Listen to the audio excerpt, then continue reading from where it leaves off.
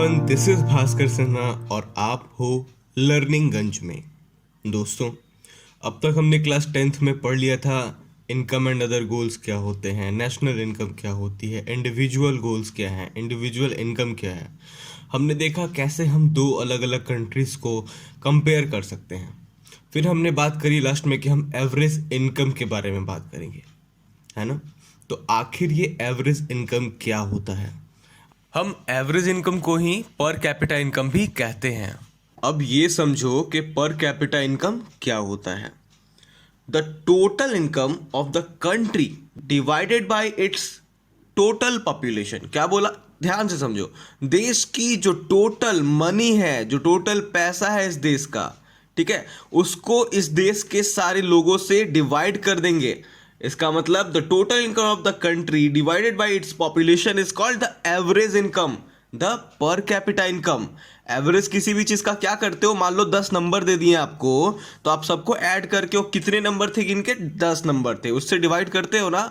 तो जितने भी लोग हैं ना, उनसे डिवाइड कर देना इस देश का जो पैसा है, जो नेशनल इनकम है, ठीक है। तो ये हो गया पर कैपिटा इनकम। और अगर बात हमने आज एवरेज इनकम की कर ली है ना, तो हम gross domestic product, gross national product, literacy rate, इन सब के बारे में भी बात करेंगे। तो अगर हम बात करें जीडीपी की, तो सबसे इंपॉर्टेंट बात यह है कि ग्रॉस डोमेस्टिक प्रोडक्ट होता क्या है ना। ग्रॉस डोमेस्टिक प्रोडक्ट का मतलब है बच्चों कि आप अपने देश में एक साल में जितनी भी गुड्स एंड सर्विसेज को प्रोड्यूस करते हो, उन सब का मॉनेटरी वैल्यू, ठीक है, कि वो जितने सामान हैं उनका क्या वैल्यू है, क्या मॉनेटरी वैल्यू है, वो है जीडीपी, ग्रॉस डोमेस्टिक प्रोडक्ट्स, आपके सिर्फ देश का, अपने देश का। लेकिन हम बात करते हैं जीएनपी की, तो उसमें सबसे पहली बात जीडीपी ऐड होता ही होता है।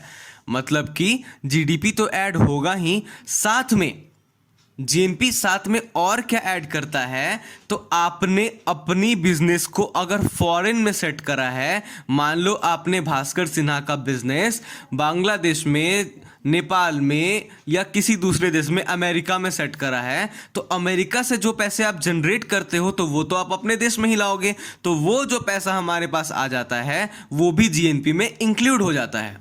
This is called GNP, gross national product. कहने का क्या मतलब है, इस देश की जितनी भी प्रोडक्ट्स हैं, चाहे वो बाहर ही क्यों ना बने, चाहे दूसरे देश में क्यों ना बने, वो सब इंक्लूड होंगी जीएनपी में। चलो अब हम देखते हैं लिटरेसी रेट क्या है। बहुत सिंपल है। जितने भी बच्चे 7 साल के हैं ना, उनसे लेकर कोई भी इंसान 7 साल और उससे ऊपर के कोई भी लोग जो पढ़े लिखे हैं, उनको हम लिटरेसी रेट में रखते हैं। यानी कि 7 साल और उससे बड़े लोग जो पढ़े हैं उन्हें कहते हैं लिटरेट, और उनको रखते हैं लिटरेसी रेट के कैटेगरी में। हमने काफ़ी कुछ चीज़ें डिस्कस कर ली। अब हम बात करेंगे पब्लिक फैसिलिटीज़ की। पब्लिक फैसिलिटीज़ क्या होती हैं? आप भी तो कुछ फैसिलिटीज़ यूज़ कर रहे हो। आप जिस बेड पे बैठे हो, चेयर पे बैठे हो, वो फैसिलिटी है आपकी। आप जो फ़ोन यूज़ कर रहे हो ना, वो फैसिलिटी है आपकी। अच्छा, मुझे एक बात बताओ, अगर दुनिया में सिर्फ आप होते जिसका मन होता फ़ोन चलाने का, कि मैं फ़ोन चलाऊं, तो क्या आप फ़ोन चला पाते? आप नहीं चला पाते, क्योंकि फ़ोन बनता ही नहीं। बहुत सारे लोग इसका यूज़ कर रहे हैं, इसीलिए अपडेट होता जा रहा है और इसीलिए आपके हाथ में भी है आज। How is it that the average person in Maharashtra has more income than the average person in Kerala but lags behind in this crucial areas? एक सिंपल सी रीज़न है कि money in your pocket can not buy all the goods and services that you may need to live well. आप जब जीना चाहते हो ना, तो आप चाहते हो आपके पास बहुत सारी चीज़ें भी हो, लेकिन पैसा हर चीज़ नहीं खरीद सकता। आप सोच के देखो ना, पैसा इज्जत खरीद पाता है क्या? नहीं ना।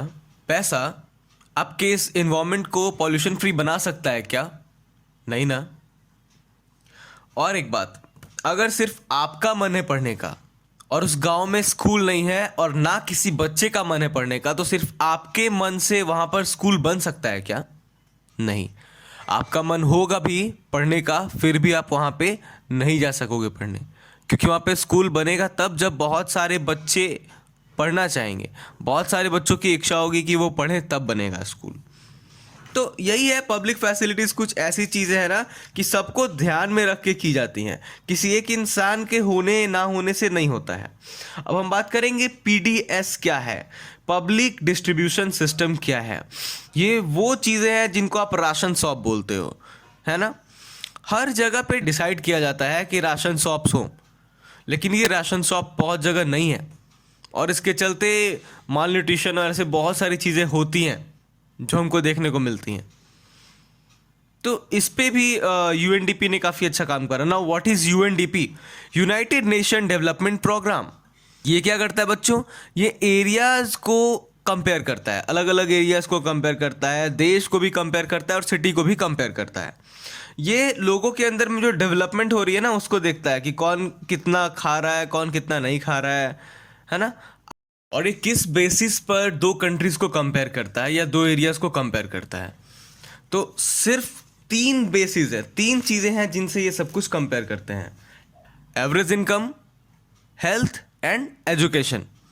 उस जगह पे कितना एवरेज इनकम है, वहाँ के लोग कितने पढ़े लिखे हैं और हेल्थ फैसिलिटीज़ क्या है, ये डिसाइड करता है कि यूएनडीपी आपको किस रैंक पे, किस पोजीशन पे रखता है।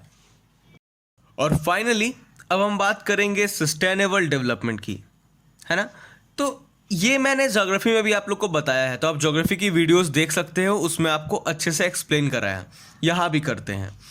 अगर आप किसी भी चीज़ का गलत तरीके से यूज़ करते हो, उसका मिसयूज़ करते हो, ओवर यूज़ करते हो ना, तो वो समाप्त हो जाता है। और फिर आपने उसको समाप्त कर दिया तो आगे आने वाले समय में वो लोगों को नहीं मिल पाएगा। बहुत सिंपल सी बात है।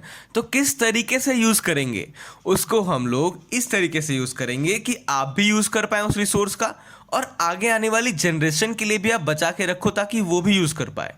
तो इतना सिंपल सा तो है ये सस्टेनेबल डेवलपमेंट, कि यूज़ योर थिंग्स और use the resources like this, you can also get profit and the next generation will also get it. वो लोग भी इसको पा सके।